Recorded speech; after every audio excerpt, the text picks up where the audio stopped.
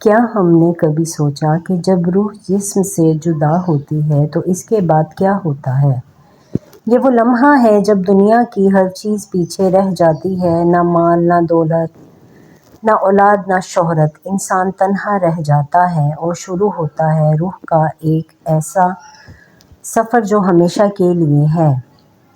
یہ ویڈیو آپ کو موت کے بعد کے اس مرحلے سے روشناس کرائے گی جہاں فرشتے روح قبض کرنے آتے ہیں، نیک روح کے لیے جنت کے دروازے کھلتے ہیں اور گناہ گار روح کے لیے سختی سے دروازے بند کر دیے جاتے ہیں۔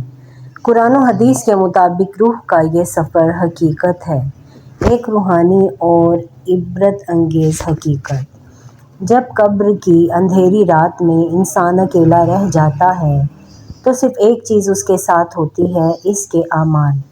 اگر اس نے دنیا میں نیکی، سچائی اور ایمان کی روشنی پھیلائی ہو تو قبر اس کے لیے باغ جنت بن جاتی ہے، اور اگر زندگی غفلت میں گزاری ہو تو قبر تنگ ہو جاتی ہے اور روح عذاب کی کیفیت میں رہتی ہے۔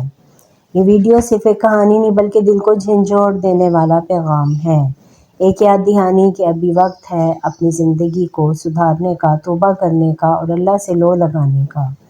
آخر میں دعا ہے اللہ ہمیں ایمان پر موت دے، قبر اور آخرت کی سختیوں سے محفوظ رکھے اور جنت الفردوس میں جگہ عطا فرمائے، آمین۔